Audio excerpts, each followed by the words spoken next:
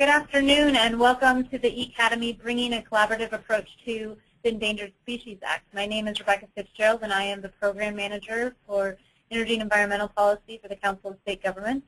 Today's eCademy focuses on a collaborative look at the Endangered Species Act. The Endangered Species Act aims to conserve plant and animal species that are endangered or threatened throughout all or a portion of their habitat. But as the list of species protected under the Act grows, the range of habitats in which these species live increasingly overlaps with otherwise designated areas for development. And so today we'll be talking through that, and we had originally planned on having two panelist speakers, but our second panelist had a family emergency. So we have the one, and I will introduce him in just a moment, but that allows us a little bit more time for the question and answer session. So with that, I'll just touch base on that. You all are in listen-only mode.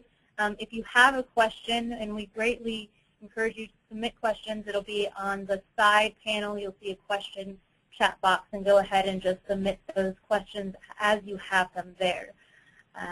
So we're greatly honored to have Brian C. Scholes join us today. He is a research fellow with the Reason Foundation. He works primarily with wildlife and land use issues, especially the Endangered Species Act, property rights, and wildlife conservation. His writings have appeared in the Forbes National Review, Christian Science Monitor, Houston Chronicle, and a series of others. We'll have his bio available. But Brian, we appreciate you taking the time to join us today and give us a little bit of your afternoon. Well, thank you very much. I just want to say thank you to Rebecca, and thank you to Council of State Governments for having me on. I think it's a terrific organization, and I'm very happy to be here. So I just want to sort of preface my remarks with a few things. First of all, the perspective that I'm coming from is how can we most effectively conserve endangered, imperiled, and at-risk species. Now, knowing that I'm from the Reason Foundation, sometimes that might strike people a little askance, but that's the perspective I'm coming at it from. And I'm also coming at it from the perspective of how we can do this most effectively, because I think if we start with that question, we get to a very different place, perhaps, than the Endangered Species Act. The Endangered Species Act is, as many of you know, kind of a very emotive and a hot-button political issue. And so whenever there's a sort of a discussion about the Endangered Species Act, it can get kind of, people can bring a lot of their agendas and baggage to it, myself included, and it sometimes can make it difficult to have a kind of a broader conversation. So I know this is about the Endangered Species Act. I want to see if we can just kind of broaden out a little bit and look at the issue of endangered species conservation. The other thing I want to do is just kind of start with a little bit of history and then kind of bring us quickly up to where we are currently. The Endangered Species Act was passed in 1973, with the best of intentions to conserve sort of the most imperiled, the neediest species, if you will. But it's soon, in its kind of first or second decade, soon became apparent that this is a very powerful law, and a law that most members of Congress had no idea that they were passing such a powerful law. Be that as it may, the Endangered Species Act's funding authorization expired in October of 1992. The law is still on the books. It gets by on a year-to-year congressional budget appropriation. But since then, and even preceding it by a few years, there was this increasingly kind of active and unfortunately acrimonious discussion, sometimes discussion, fractious discussion about how to reform the Endangered Species Act. And these usually broke down on the side of the people who didn't like the Endangered Species Act and were kind of more quote-unquote pro-development, or bring up issues about federalism, states' rights, property rights, whatnot, and then the people who would cast themselves as more pro-environment. And it would quickly devolve into those kind of two competing camps with not a lot in between. And it would also quickly kind of, as unfortunately sometimes heated political debates, resemble kind of a kabuki theater with people staking out their positions fairly strongly, quickly, and intransigently. So following kind of 1992, there have been efforts over the succeeding now more than 2 decades to reform the Endangered Species Act. Some people want to change it to make it more accommodating of human uses of land and natural resources. Others want to make it more restrictive. But what I think, if we have the first slide, do I advance these? There we go. So currently we have about just over 1,500 species listed in the United States. There are also species listed internationally, but I'm not going to get into that. But right now, for the past few years, the Endangered Species Act has become kind of a much hotter issue for a variety of reasons. One of which is, Rebecca, how do I advance through the next slide here? If you just give us a verbal cue, Brian. Okay, yeah, if I could have the next slide of the, yes. In 2011, there was a lawsuit settlement between the U.S. Fish and Wildlife Service and a couple groups you may have heard of, Wild Earth Guardians and the Center for Biological Diversity, under which Fish and Wildlife Service is obligated to consider for listing 757 species. Some people say 838. It's well in excess of 750, maybe in excess of 800. I've asked the Fish and Wildlife Service for the numbers, but it seems that they're rather elusive. And I've seen different numbers bandied around. Anyway, as these two maps picked, the one on the left is kind of the extent of listed endangered and threatened species as of July 2014, and these are by watersheds. On the right are all the species that are under consideration for listing, including those under this 2011 lawsuit settlement. So what you see right now is that the Endangered Species Act is in a huge growth phase. Large portions of the country that have previously been relatively untouched by the Endangered Species Act, including the Midwest, large parts of the East, the Northeast, the Rocky Mountain region, are going to be having to deal increasingly with the Endangered Species Act. In addition, those areas that have already been impacted, especially in the Appalachian region and in the Southeast, are going to be hit very hard.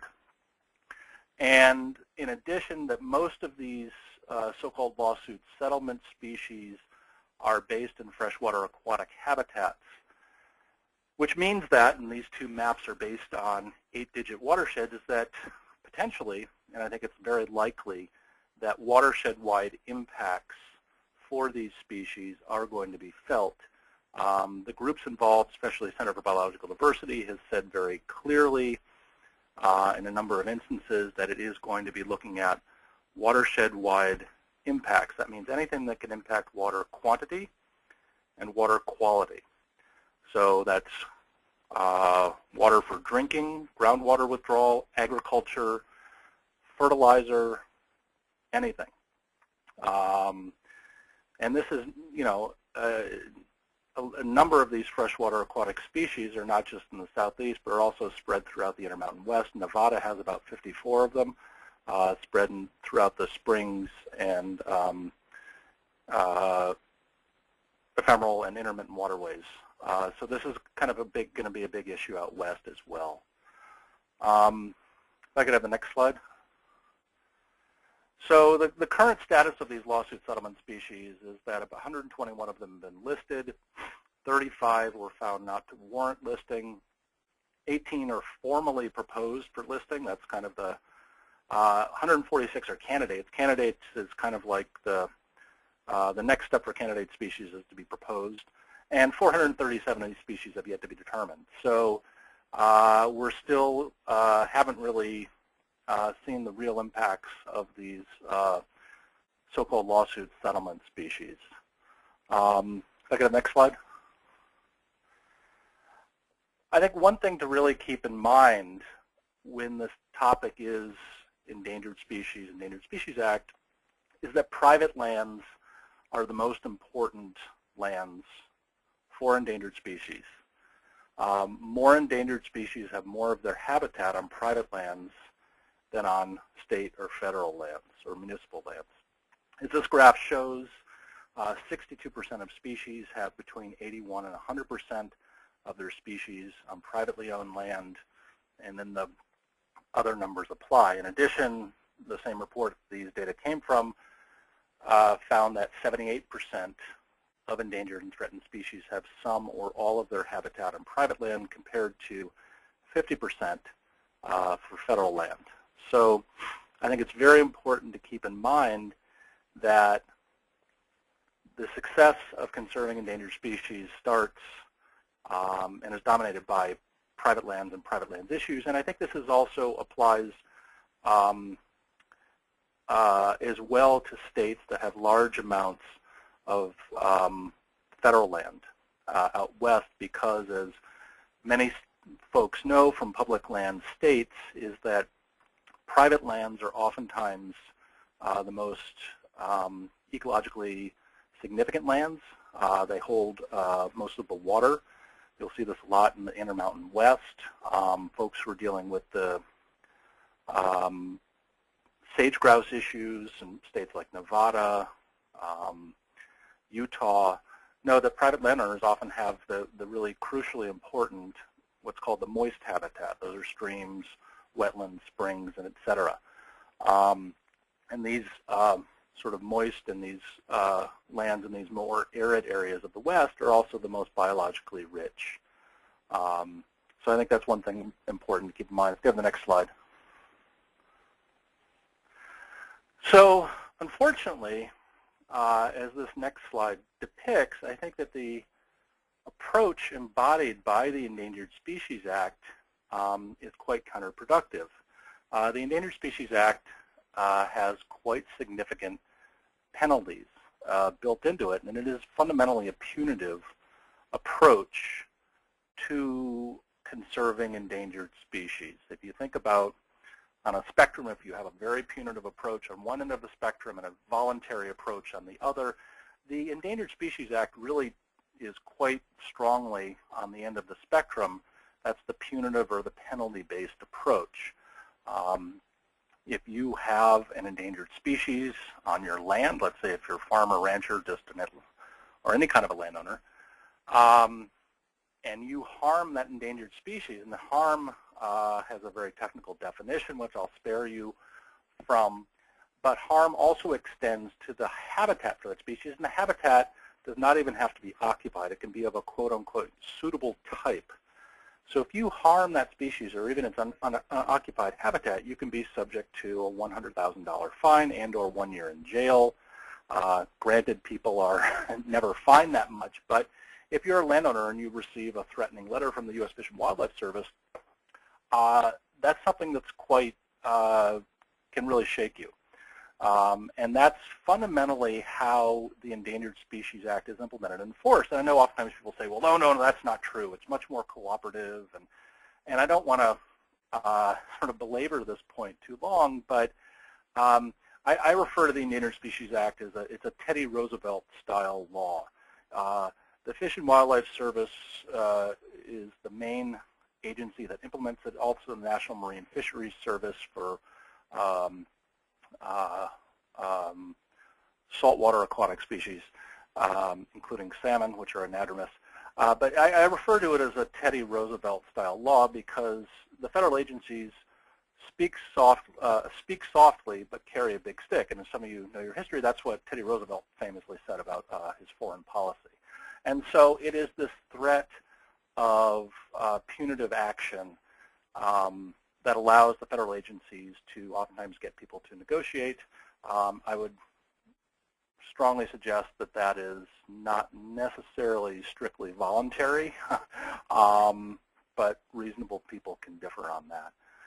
Okay, if I get a next slide. So I just want to also back up in my effort to try to talk about and think more broadly about how we can better and more effectively conserve. Oh wait, could I have that previous slide? I'm sorry, I didn't. Oh, so I'm sorry. This previous slide shows that the ratio of declining to improving endangered species. So the ratio is, the number on the left is declining, the number on the right is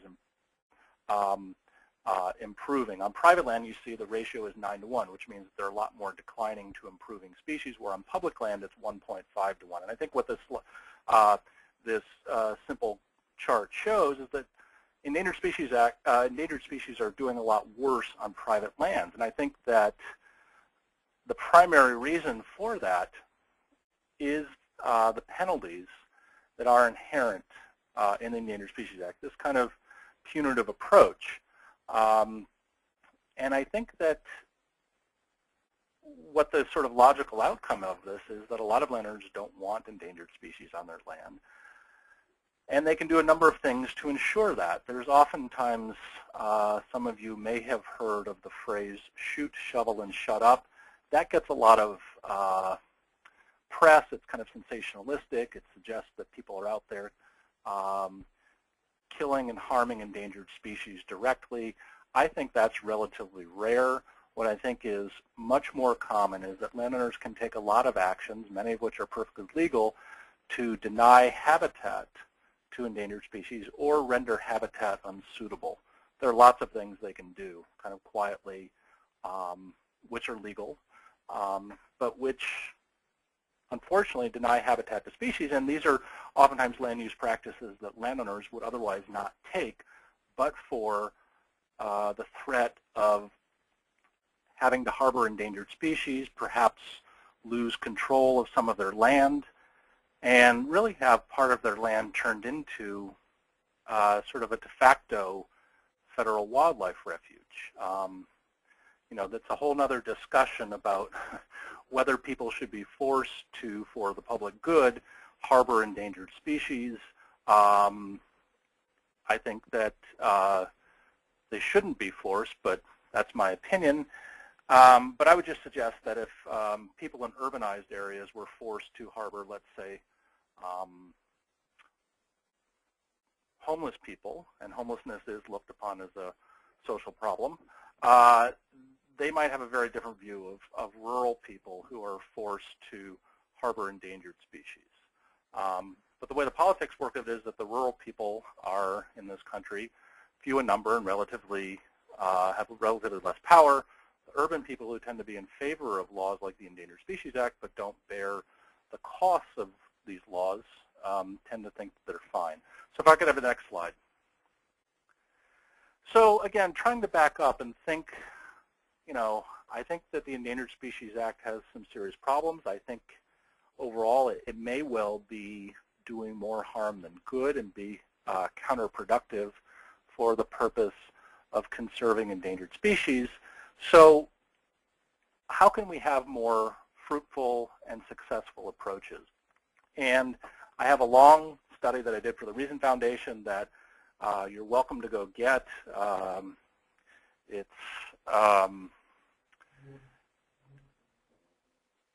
titled Fulfilling the Promise of the Endangered Species Act. It's downloadable as a PDF. And one of the sources and the data that I reference in that study is there have been a bunch of scholarly landowner surveys by university-based scholars that are published in the peer-reviewed research that I think are really quite significant, but really haven't been noticed very much. About 10 years or so ago, a bunch of folks in universities, starting with pretty much a Texas A&M university, had the idea, and I think it was a terrific idea, of sort of saying, well, why don't we go out and actually talk to some landowners, mail them some surveys, and then maybe do some focus groups too, to figure out what are the factors that encourage and discourage them from harboring and conserving imperiled and endangered species. And I think there's some really very significant findings from these surveys. And I'll just go over them very quickly. Landowners have very significant concerns about the risks to their property and property values and livelihoods associated with protecting endangered species. Second, for many landowners, financial compensation for engaging in some sort of a formalized conservation program for endangered or at-risk species is very important and can really encourage them to become involved in these programs. The third point is landowners prefer shorter, and I think that should have been, 5 to 20-year contracts and or easements to conserve endangered species, and it's twinned with the next point, number 4, which is that landowners don't like long-term contracts or permanent conservation easements. And there are a variety of reasons for this, but it really strongly suggests that landowners don't like,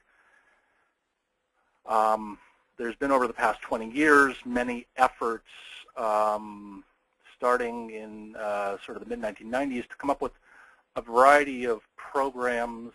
They go by names like Safe Harbor, Candidate Conservation Agreements, No Surprises, Candidate Conservation Agreements with Assurances. I don't want to get too jargony here, but these programs that have been come up with, that have been formulated and pushed by the federal agencies, mainly the U.S. Fish and Wildlife Service, have tried to kind of lessen the effects of the Endangered Species Act on private landowners to make it a little bit more landowner friendly, if you will.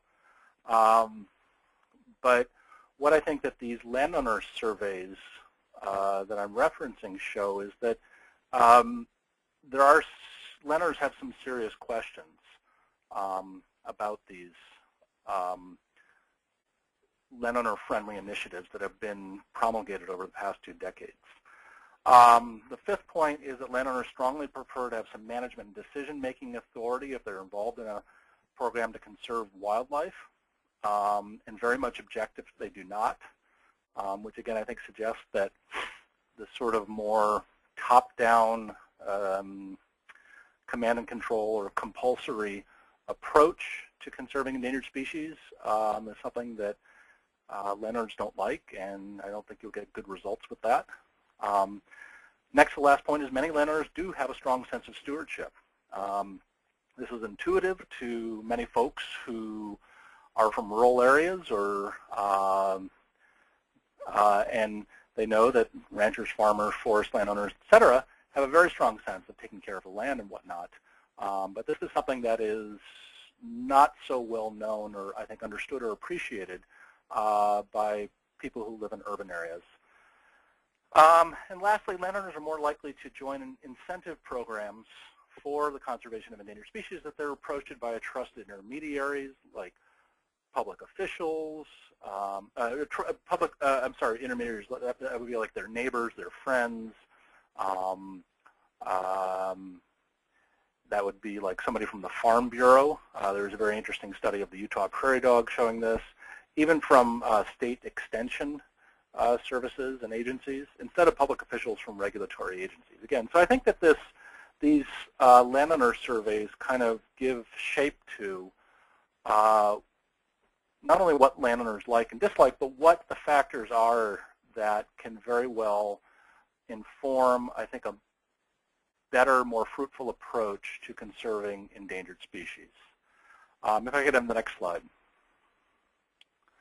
So I just wanted to go quickly. One of these landowner surveys was done of landowners in the Sand Hills region of North Carolina and South Carolina. This is kind of ground zero.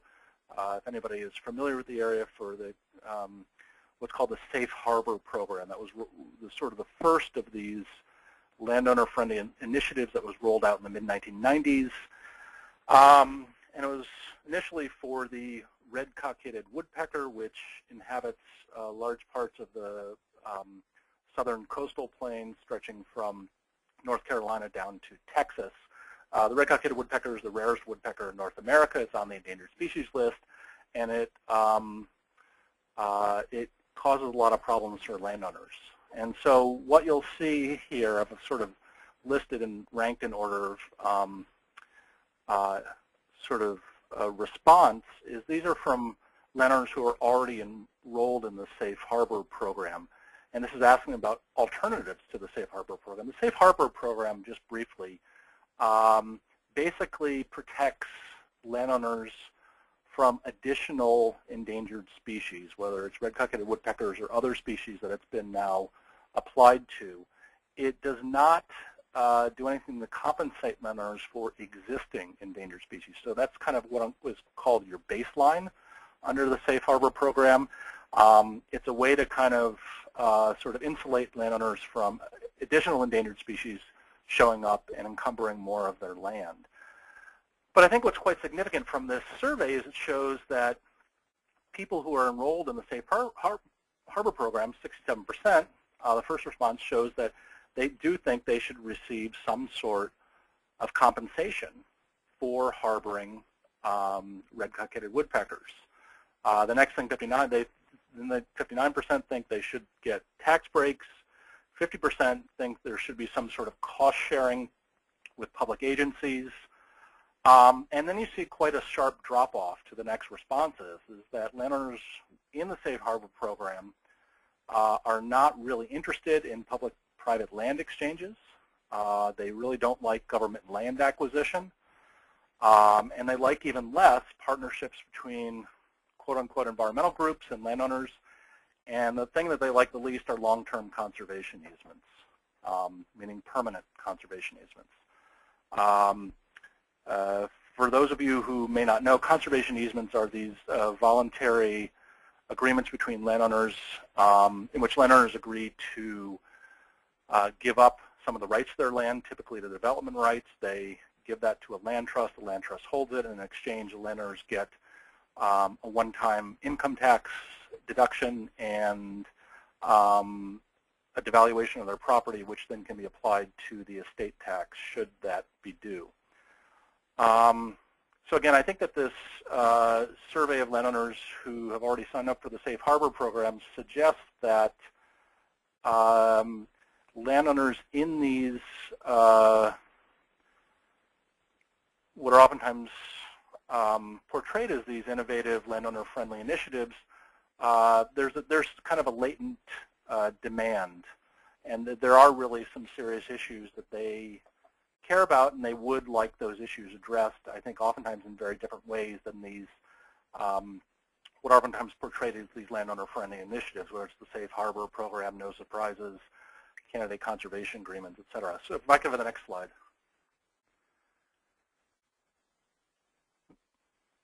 Okay, and then quickly, there's Barton Thompson of Stanford University, one of the foremost scholars on environmental law in the United States. Just made a comment. I won't read it, but it is in this longer study that I reference, along with commentary by Jonathan Adler, professor of law at Case Western Reserve, Richard Epstein at New York University, talking about these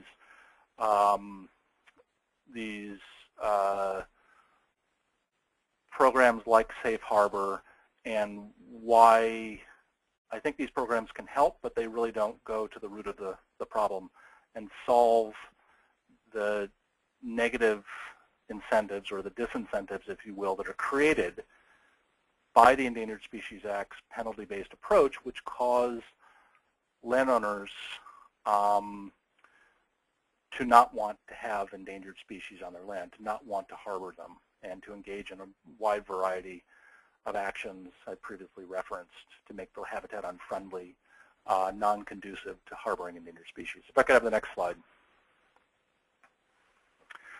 So what do we do? I've sort of laid out a critique of the Endangered Species Act, or what I think is a sort of penalty-based approach, and I think there are good models out there that can be much more successful, and I think that it's for states, I think that Colorado and Texas have really been real innovators in a new, I think, more cooperative and ultimately more successful approach to conserving endangered species, and an approach that will be much more friendly to landowners and the regulated community. So there's sort of three main portions to this sort of Texas-Colorado model, broadly speaking. One is scientific surveys determine if species merit protection, but what's really critical is that landowners' confidentiality must be protected. And this is sort of the piece that Texas added to it. Texas, starting in the mid-2000s around Fort Hood, Texas, but then more recently in West Texas in the Permian Basin, which is the big oil-producing region in West Texas, conducted surveys on private land for the presence of various endangered species. Now, if you're a private landowner and someone from the government shows up and says, hey, I want to go survey your land for endangered species, you might have some real questions about that and some concerns. And so what Texas did is they anonymized the data. They made the data available to the U.S. Fish and Wildlife Service so they could see it, but it was not connected to any specific land parcels. So this was valid scientific data. These are surveys that were conducted by Texas A&M University around Fort Hood, and then out in West Texas, there's a species of lizard called the dune sagebrush lizard, which some of you may have heard about. And the proof in the pudding of the Texas model is that in 2000, I'm not getting the date right here, sorry, 2010 or 12, sorry. The state was able to prevent the listing of the dune sagebrush lizard in the Permian Basin, and a significant part of this were these landowner surveys that were carried out. Prior to the surveys, when the Fish and Wildlife Service proposed to list the dune sagebrush lizard, it was in 2010, I believe, there were 3 populations in the Permian Basin in Texas. After these surveys were carried out, there were 28 populations. So this was a real win-win. It was a win for the state of Texas. It was a win for the landowners because they were able to contribute to the conservation of the species, but still be protected. It was a win for the Fish and Wildlife Service, a win for conservation. It was a win for the oil and gas industry, which had very serious concerns about the listing of this lizard. The second part of this Texas-Colorado model is innovative conservation plans that are based much more on a voluntary, non-regulatory approach in which landowners receive compensation for conserving species habitat. This approach in Texas is called the recovery credit system. I won't go into the details of it, but if you're interested, there's a ton on the internet about this if you just search for recovery credit system. Very innovative approach. It's kind of a low-cost, flexible approach that has had significant benefit. And overall, I think states that achieve Colorado, and then Colorado has also been involved. Some of you may have heard, for the past several decades with a number of species. Right now, one of the species Colorado was involved in very heavily was the Gunnison sage-grouse. Gunnison sage-grouse lives in sort of central southwest Colorado and far eastern Utah. And for the past 20 years or so, Colorado and Utah have been very heavily involved in conserving the species. The Fish and Wildlife Service, though, went ahead and listed it in November. Colorado is now engaged in litigation against the Interior Department over listing. And I think that this episode is really, in a lot of ways, kind of a microcosm of what can be done successfully with a more state-based, cooperative, voluntary approach versus the more federally based, compulsory, sort of top-down command and control approach. The Gunnison sage-grouse, about 85–90% of its population is in Gunnison County. And so over the past 20 years, Gunnison County and the state of Colorado have put in unbelievable efforts and very successful efforts to both stabilize the population, and it's slowly increasing, of the Gunnison sage-grouse. And they did everything that they thought they were supposed to do. They did candidate conservation agreements. They did a candidate conservation agreement with assurances. Gunnison County hired the nation's, what is thought to be the nation's only municipal endangered species biologist.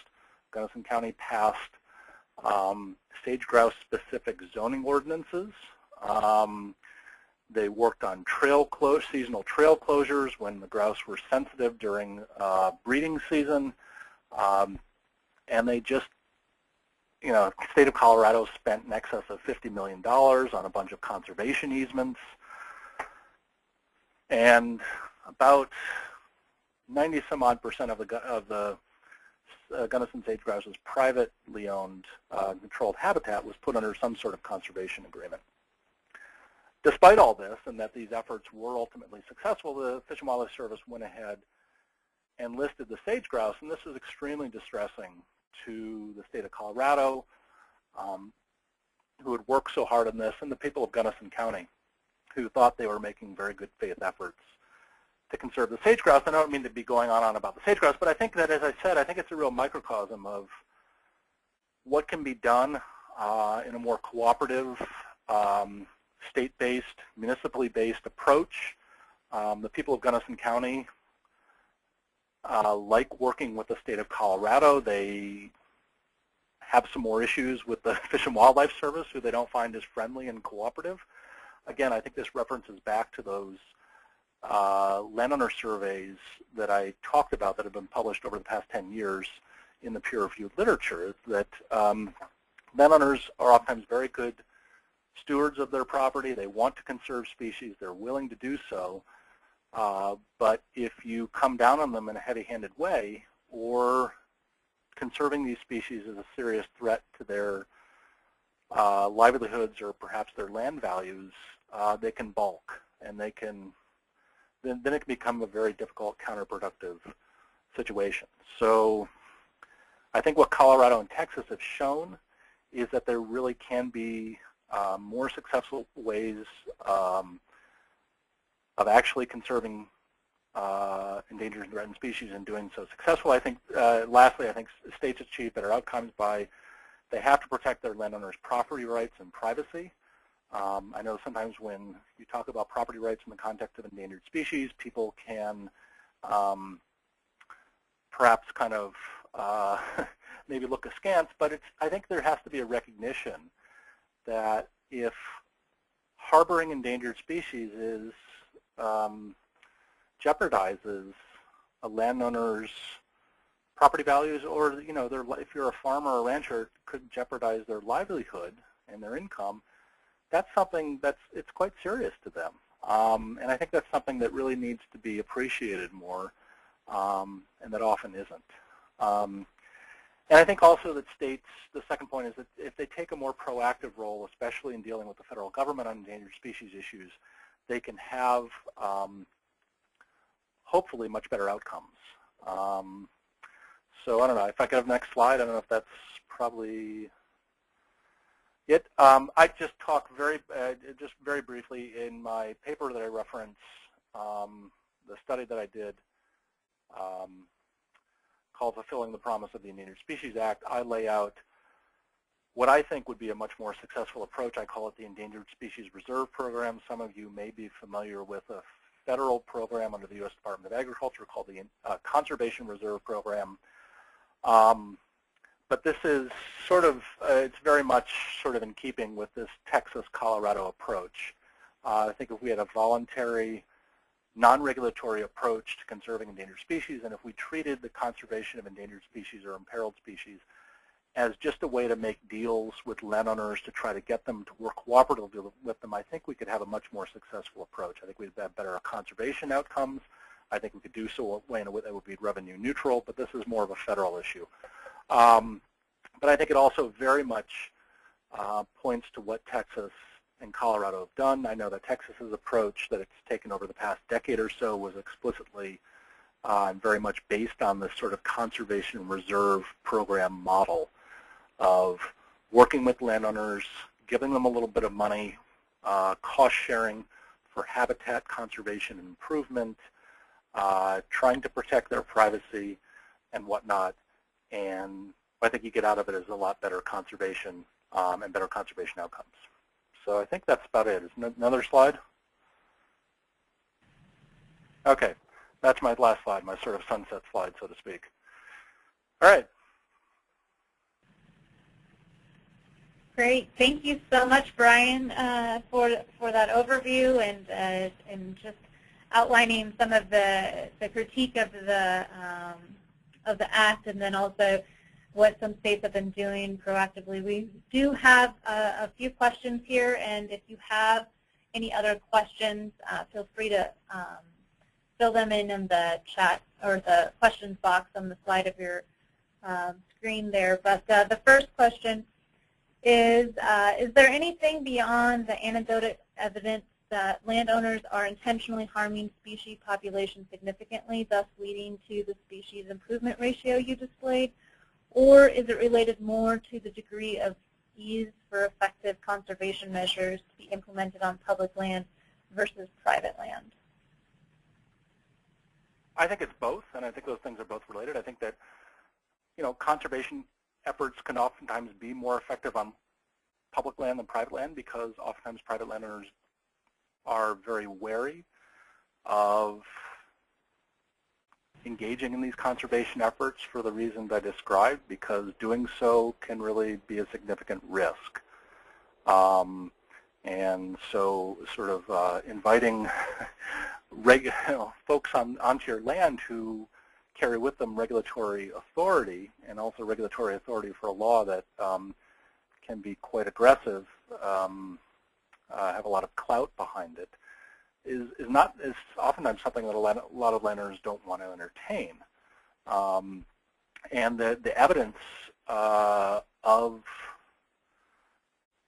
the Endangered Species Act, sort of what are sometimes referred to as perverse incentives, meaning that it's not doing so well in private land, private landowners are taking actions,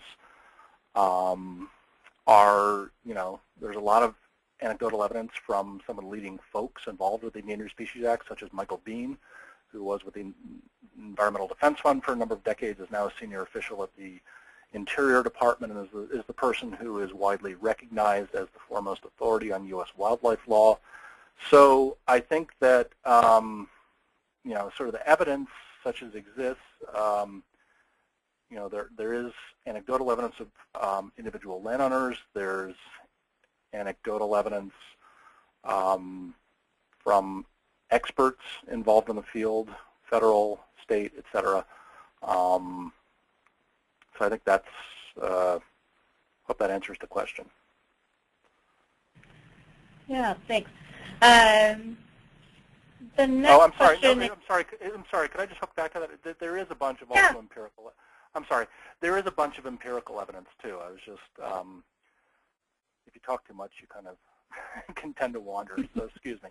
There was actually, starting in the 2000s, as this issue kind of got more traction or interest, there have been some empirical studies done. And I referenced those in the study that I did. These were done on areas, the red-cockaded woodpecker in North Carolina, South Carolina. This was not the study that I referenced, but another one. There's one done of the Preble's jumping mouse in Colorado. There's one done of the Cactus ferruginous pygmy owl in the Tucson area. So there were some empirical studies done. And coupled with these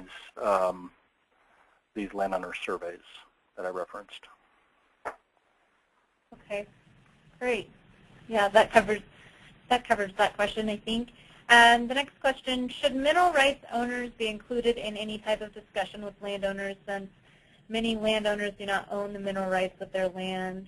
Because any agreement with the landowners could subject the mineral rights holder to a burden results in the loss of values they're holding. Right. That's a terrific question, and I'll say right up front that it's one that I'm not terribly qualified to answer, and I'll just be, rather than try to sort of come up with something that I try to sound intelligent on. I know that the split estate issue is a huge issue in those states where you do have the mineral rights are, subsurface mineral rights are separate from the surface ownership rights. I don't know off the top of my head, and I'm not going to try to give an answer that is not well thought out. But I think, yeah, it does. My initial reaction is yes, and it's something I've thought about a little bit, is that, yeah, they would all have to be part of the discussion.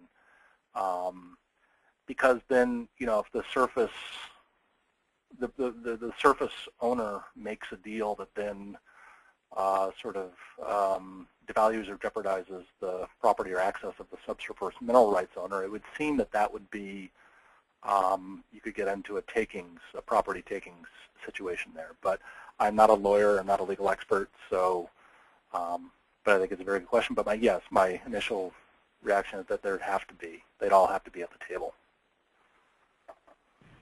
Yeah, thank you. Yeah, I think we could probably do a whole another webinar on that topic alone. Can you speak a little bit to how a species becomes delisted? Is there a method for doing this? It doesn't seem to be as set out as listing a species does. How it becomes delisted? Yeah, delisted. The delisted of a species. Yeah, people can submit delisting petitions just as they can submit listing petitions. That said, the standard for delisting, it's usually much more difficult to get a species delisted than listed. I think there are a variety of reasons for that that I won't go into, but I think there is a bit of a I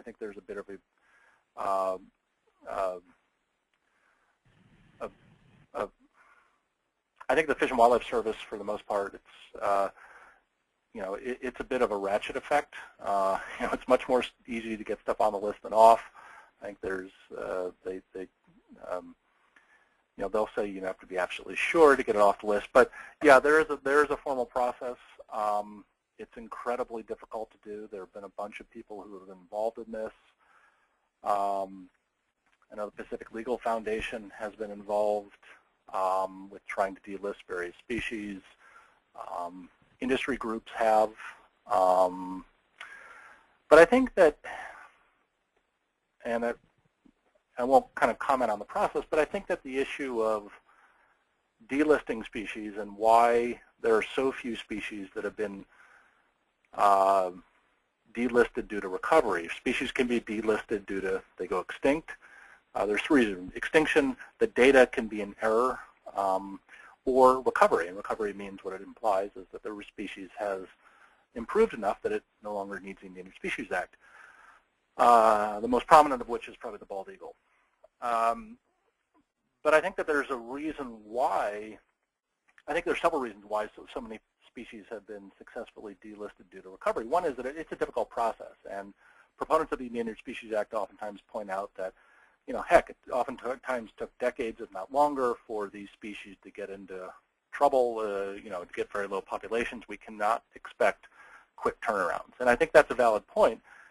But I think that what that response also fails to acknowledge is that this, what I've sort of laid out, this approach embodied by the Endangered Species Act, this kind of penalty-based approach, really works against the goal of recovery. And recovery of species is the ultimate goal of the Endangered Species Act.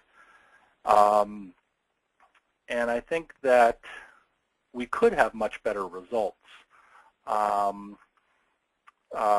towards delisting for some species if we had a more cooperative approach. And I just want to say one other thing that I talk about in this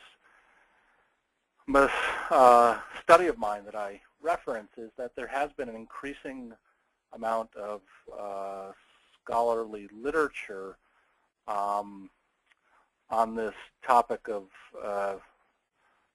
species that are sometimes referred to as kind of conservation dependent. And what this idea is that some species are so rare or they have such restricted, isolated habitats naturally that they may always be on the endangered species list. And this literature suggests that most of the endangered species on the Endangered Species Act might be the so-called conservation-dependent species. And to me, there's sort of two issues. One is the biological issue, which I don't take issue with. But if that's the case, then to me that really is another argument for, and it really cries out for why we need a different approach to conserving these species. Because if some of these species are always going to be kind of rare and in a very kind of tenuous situation, that's why we need the willing cooperation of private landowners all the more. We need them on board. We need their help. We need states on board. We need to work on this, rather than what we have now is a very kind of conflict-driven, oppositional approach. And so that's kind of what I'll say about that. Great. In your research and study of this topic, and specifically the Texas versus Colorado model, is there anything that points to Texas as having success versus Colorado having a listing? Is it just really purely where the species started from, or was it was there a process that could have been replicated? It sounds like Colorado worked very hard, but the bird was still listed. Yeah, well, I mean, there are aspects of this that can be replicated. I mean, well, let me just preface this again, but just saying, you know, this is all, I think, this is very difficult to do. The Endangered Species Act is a very, very difficult law to deal with because it has such, has such absolutes built into it about species protection. You know, it had a lot of this kind of wiggle room that other federal laws have in them about trying to balance human needs versus environmental needs. Those were purposely taken out of the writing of when the Endangered Species Act was written. That's what makes the Endangered Species Act kind of so onerous and difficult. So, you know, what we're talking about with what states can do, you know, you're looking at it's much more limited because of this.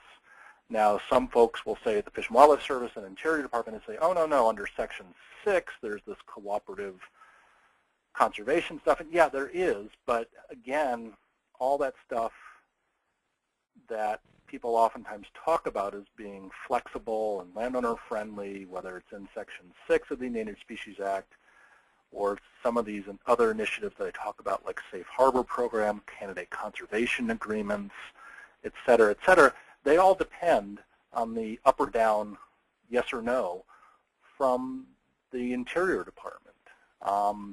And so states have kind of very, you know, they have much more limited leverage. They have, but, so I don't mean to be very pessimistic, I just want to be realistic here. That said, states do have more leverage than anybody else.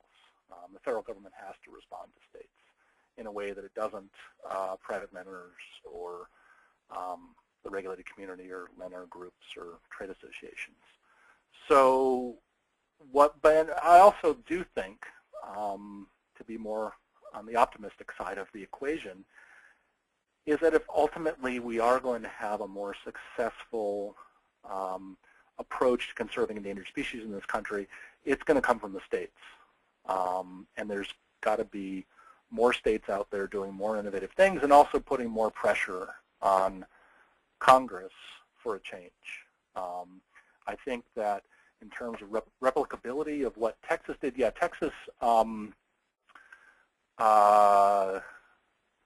passed, they got legislation passed that sort of put them on this track or formalized this approach, and they did so under the former state comptroller, who kind of took control of this. I won't go into the details of it, but I think it was a much more successful approach because they had this sort of a statutory backing to it at the state level. Whereas what Colorado has done is sort of more just the practice that's evolved within the state of Colorado and the State Wildlife Management Agency over the past 20 some odd years. It's not as formalized as what Texas has done. I'd be happy to share with you, I've written some stuff on sort of this Texas approach and what the legislative pieces are. If people are interested in that, maybe I could make that available. Yeah, absolutely. You can provide me the links and we'll disseminate it out to the group. We have about 2 or 3 minutes. We have one more question. If Endangered Species Reserve Program were to be implemented, what would stop landowners from simply pulling acres out of the program when markets make it attractive to use the land in alternate ways, ultimately impacting the endangered or threatened species? Well, I mean, yeah, that's sort of the worst case scenario, obviously. But the other thing is that I think that the other side of the coin that has to be looked at is that, how much damage are we doing now based on a more compulsory penalty-based approach? I don't know. There's no definitive answer. I'm very concerned that we may be doing more harm than good under the sort of the current compulsory approach rather than more of a voluntary approach. And I'm going to understand that there is serious concerns, and reasonable people can differ, but there are serious concerns about a more voluntary approach. I would also say that a more voluntary approach, coupled with some serious funding at the federal level that could be done in a revenue-neutral way, and sort of the major environmental conservation groups in this country who, if you put together their combined funding, it's several $billions. If they put some serious dedicated funding towards this, I think we could do a lot of good. So, yes, I'm not being dismissive of that argument, but I also think that based on the evidence that I've talked about and my personal sense of the issue is that we very well may be doing more harm than good based on this sort of more compulsory approach. Thanks, Brian. Well, we're going to end just on time, so I appreciate everyone joining us this afternoon and giving us a bit of your afternoon. And Brian, we really appreciate you coming on and sharing your perspective. And we will make this webinar available in a few days. We'll archive it, and it will be e-blasted to you, and we'll also get you the documents Brian referenced throughout his presentation if you want to take a look at those. So again, thank you for your time, and have a great afternoon, everyone.